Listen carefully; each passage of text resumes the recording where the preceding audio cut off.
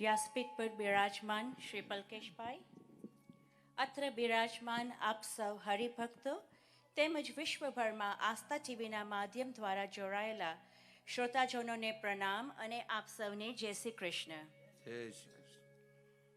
આપનું આ શ્રીમદ ભાગવત જીવન એક ઉત્સવમાં પ્રેમભર્યું સ્વાગત છે.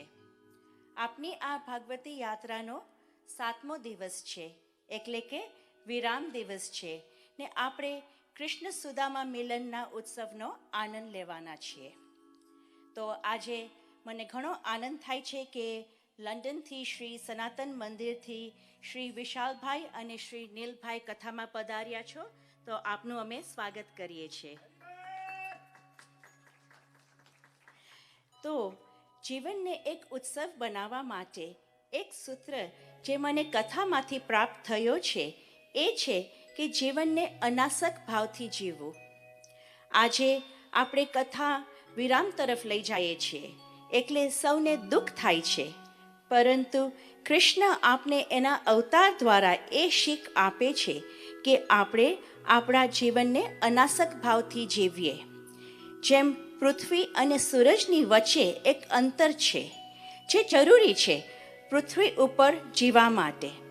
જો આ અંતર વધારે હોય તો પણ જીવી નથી શકાતું અને ઓછું હોય તો પણ જીવી નથી શકાતું.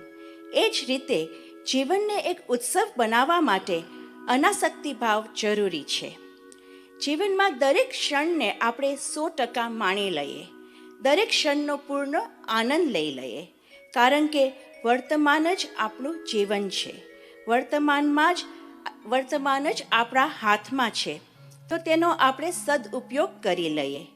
જે ઘડી પસાર થઈ જાય છે અને ભૂતકાળ બની જાય છે તેનો મોહ ના રાખવો, કારણ કે આ મોહ જ આપનું દુઃખનું કારણ છે. તો આ માર્ગદર્શન આપને શ્રીમદ ભાગવતમાંથી મળે છે. વેદરૂપી કલ્પ વૃક્ષનું પરિપક્વ ફળ છે શ્રીમદ ભાગવત. જેમ વૃક્ષને ખવાય નહીં, તે પચે નહીં, એ જ રીતે વેદ જ્ઞાન કઠિન છે, પરંતુ શ્રીમદ ભાગવતનું આ વૃક્ષનું મધુર ફળ છે. આ એવું ફળ છે જેમાં છાલ પણ નથી, ગોટલો પણ નથી, માત્ર રસ છે. એટલે તો આપણે ભગવાનની કથા આટલી મધુર લાગે છે.